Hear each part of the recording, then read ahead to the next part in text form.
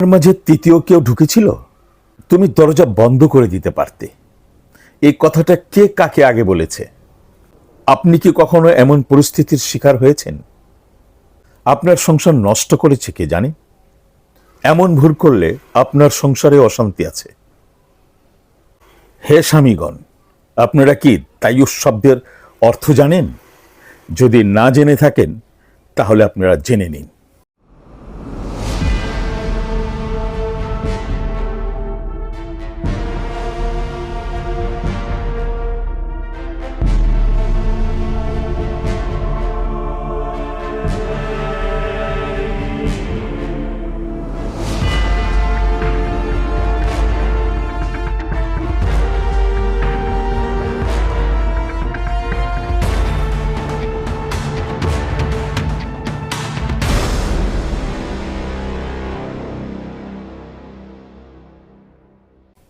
সব সম্পর্ক সুন্দর যতক্ষণ না কেউ তার নিজের সীমা ভুলে যায়। ননদ ভাবি, সেলিকা দুলাভাই, ননদ জামাই, শ্যালকের বউ, ননদ জামাই, এই সবই এক মিষ্টি মধুর সম্পর্ক। আর এই সম্পর্কটা পবিত্র হওয়া বাঞ্ছনীয়। কিন্তু সেই সম্পর্কের ছায়ায় যদি ননদ জামাই কোনো অশুভ উদ্দেশ্য নিয়ে এসে হাজির হয়, তখন অদৃশ্য এক ঝড় শুরু হয় উভয়ের সংসারে, তছনছ করে দিয়ে যায় সবকিছু। কিছু সম্পর্ক নিরাপদ দূরত্বে সুন্দর, যেমন ননদ জামাই, দেবর এবং স্বামীর বন্ধু। অতিরিক্ত ঘনিষ্ঠতা সম্পর্ক নষ্ট করে দেয়। কাজেই কিছু সম্পর্ক দূরে থাকলেই সম্মান বাঁচে, কিছু সম্পর্ক দূরে থাকলেই সম্মান বাড়ে। সংসারের দরজা যদি সবার জন্য খুলে দেওয়া হয়, তাহলে একসময় নিজের জায়গায় হারিয়ে যায়। ঠিক তেমনি নিজের বেডরুম সবার জন্য নয়। নিজের বেডরুমে শোয়ার অধিকার সবার জন্য নয়। তাতে বেডরুমের মর্যাদা ক্ষুণ্ণ হয় এবং পালঙ্কের অর্থাৎ খাটের সম্মান নষ্ট হয়। বেডরুম হচ্ছে স্বামী স্ত্রীর জন্য বেহেশতখানা।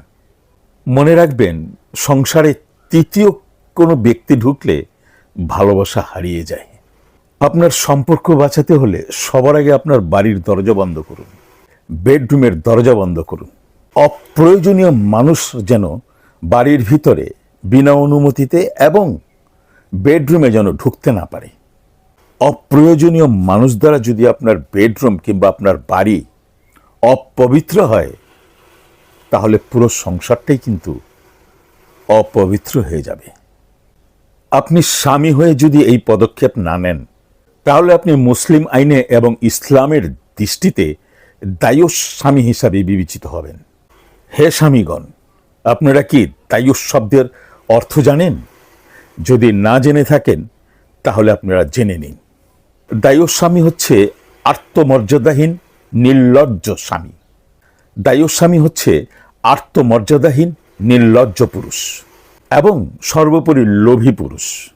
এক কথায় বলা যেতে পারে দালাল প্রকৃতির লোক, যারা নিজের স্ত্রীকে পর পুরুষের সান্নিধ্যে রেখে নিশ্চিন্তে বসে থাকে। যে পুরুষ তার পরিবারের স্ত্রী, বোন, কন্যাদেরকে হেফাজত করতে পারে না, তাদের অশালীন, ব্যভিচারী, তাদের অনৈতিক কর্মকাণ্ডের ব্যাপারে উদাসীন থাকে, তাদেরকে দায়ুস বলা হয়, তাদেরকে দায়ুস পুরুষ বলা হয়। যারা পরিবারের নারী সদস্য, স্ত্রী, কন্যা এবং বোনদেরকে বা দাম্পত্য সঙ্গীর ব্যভিচারী, অশ্লীল বা অশালীন আচরণের ব্যাপারে উদাসীন, সহনশীল এবং প্রশ্রয় দানকারী, অর্থাৎ যার পরিবারে অনৈতিক কাজ চললেও সে বাধা দেয় না এবং তাদেরকে সাবধান করে না, তাদেরকে সেই পথ থেকে ফিরিয়ে আনার চেষ্টা করে না বা নিজে কোনো গ্লানি অনুভব করে না, তাদেরকে দায়ুস পুরুষ বলা হয়, তাদেরকে দায়ুস স্বামী বলা হয়। ইসলামের দৃষ্টিতে দায়ুসকে অত্যন্ত ঘৃণিত এবং অত্যন্ত গুরুতর অপরাধী বলে গণ্য করা হয়। সংসার ধ্বংস হয় শত্রুর কারণে নয়, সংসার ধ্বংস হয় আপনজনের অনুপ্রবেশের কারণে, এই ননদ জামাইয়ের মতো আপনজনের অনুপ্রবেশের কারণে। ননদ জামাইরা কিন্তু শ্বশুর বাড়িতে খুবই প্রভাবশালী, তারা খুবই প্রভাব খাটিয়ে চলে, কারণ তার কাছে তো সেই বাড়ির মেয়ে জিম্মি। সুতরাং তার প্রাধান্যটাই শ্বশুর বাড়িতে একটু বেশি লক্ষ্য করা যায়। কিন্তু আপনারা ননদ জামাইয়ের কাছ থেকে সাবধানে থাকবেন। কিছু ননদের জামাই তার নিজের অবস্থানকে ভুলে গিয়ে শ্বশুর বাড়িতে নিজের প্রভাব খাটিয়ে কথা বলতে শুরু করে, যা অনেক সময় অশান্তির কারণ হয়ে ওঠে। আবার কিছু ননদ জামাই নিজের প্রভাব খাটিয়ে নিজের ক্ষমতা এবং প্রতিপত্তির দাপটে শ্বশুর বাড়ির লোকজনদেরকে নিয়ন্ত্রণ করতে চায়। আবার কিছু ননদের জামাই আছে যারা খুবই অশোভনীয়, যাদের কুনজরের প্রভাব শ্যালিকাদের উপরে পড়ে এবং শ্যালকের বইয়ের উপরে গিয়ে পড়ে, এবং সেই ননদ জামাই তাদেরকে ছলে বলে কৌশলে লোভের ট্র্যাপে পড়ে প্রলোভন দেখিয়ে নিজের আয়ত্তে নিয়ে আসে। পৃথিবীতে খারাপ মানুষ যেমন আছে, ভালো মানুষও কিন্তু আছে। আমি একজন মানুষের আচরণ দিয়ে পুরো সম্পর্কটাকে বিচার করছি না। আমি একজন খারাপ মানুষের চরিত্রকে বিবেচনায় এনে কিছু মানুষের কথা বলছি, যারা অনেক সংসারেই ধ্বংস হওয়ার এবং আগুন লাগা পিছনে অন্যতম চরিত্র। কিছু সংসারে এমন কিছু মানুষের অনুপ্রবেশ ঘটে, এমন কিছু ননদ জামাইয়ের অনুপ্রবেশ ঘটে যে সংসার তছনছ হয়ে যায়। আমি সেই কিছু ননদ জামাইদের কথা বলছি, কারণ তারা কিন্তু শ্বশুর বাড়িতে খুবই প্রভাবশালী হিসাবে বিবেচিত। তাকে কিছুই বলা যাবে না, তা না হলে সেই স্ত্রীর উপরে হয়তো নির্যাতন আসতে পারে। আসল সমস্যা হচ্ছে মানুষের মধ্যে, মানুষের চরিত্রের মধ্যে, সম্পর্কের মধ্যে কোনো সমস্যা নেই। একটি সংসারে ঢুকে পড়ে ননদ জামাই, স্বামী স্ত্রীর জায়গায় জন্ম নেয় দূরত্ব। আর যদি স্বামীর স্বইচ্ছায় এই সম্পর্কের সূচনা হয়, তাহলে আশ্চর্য হওয়ার কিছুই নেই। এমন অনেক সংসার আছে স্বামীর স্বইচ্ছায় এ ধরনের অনৈতিক সম্পর্ক গড়ে ওঠে। তাহলে বুঝতে হবে স্বামী খুবই লোভী এবং সুচতুর। স্ত্রীর অনিচ্ছা থাকার সত্ত্বেও সে স্ত্রীকে প্রলুব্ধ করে ননদ জামাইয়ের সাথে সুসম্পর্ক বজায় রাখার জন্য, কারণ একটা বেনিফিট আছে। ননদ জামাই থেকে সাবধান, এই কথাটা শুধু একটি সম্পর্ককে খারাপ বলার উদ্দেশ্যে নয়, কিন্তু বরং কিছু বাস্তব অভিজ্ঞতা থেকে তৈরি এই সতর্কবার্তা। ননদ জামাই থেকে সাবধান, এটা কোনো সম্পর্ককে খারাপ বলার উদ্দেশ্যে নয়। সব ননদ বা ননদের স্বামী, সব শ্যালিকা বা দুলাভাই সবার চরিত্র খারাপ নয়, কিন্তু এক্ষেত্রে সীমা না মানা, অযথা হস্তক্ষেপ কিংবা স্বামী স্ত্রীর সম্পর্কের জটিলতা তৈরি করা নিজের স্বার্থ উদ্ধারের জন্যে, সেখান থেকেই আমার এই সতর্কবার্তা। আসুন জেনে নেওয়া যাক এই সম্পর্কে আমাদের পবিত্র ধর্ম ইসলাম কি বলে। পারিবারিক সম্পর্কের ক্ষেত্রে শালীনতা, পর্দা এবং ব্যক্তিগত গোপনীয়তা বজায় রাখা ইসলামের অন্যতম গুরুত্বপূর্ণ বিধান। ইসলামে শরিয়া অনুযায়ী ননদ জামাই বোনের স্বামী একজন নারীর জন্য গায়রে মাহরম অর্থাৎ পরপুরুষ। অর্থাৎ একজন নারী তার বাবা এবং ভাইয়ের সামনে যেভাবে চলাফেরা করতে পারবে, একজন নারী তার স্বামীর সাথে যেভাবে কথাবার্তা চলাফেরা করতে পারবে, সেই সব পুরুষদের সামনে এভাবে চলাফেরা করতে পারবেন না। এটা গুরুতর অপরাধ। ননদ জামাই, দেবর, বোন জামাই এবং স্বামীর বন্ধুদের সামনে এভাবে চলাফেরা করা জায়েজ নয়, একেবারে সরাসরি কবিরা গুনাহ। স্বামীর অনুপস্থিতিতে কোনো গায়রে মাহরম, কোনো পরপুরুষ সেই বাড়িতে প্রবেশ করতে পারবে না। বেডরুমের ভিতরে ঢুকে সেই বেড বিছানায় শুয়ে থাকা তো অনেক দূরের কথা। একজন নারী সেই বাড়িতে একা থাকা অবস্থায় একজন পরপুরুষ, হোক ননদ জামাই, হোক স্বামীর বন্ধু, হোক দেবর, হোক বোন জামাই, প্রবেশ করতে পারবে না।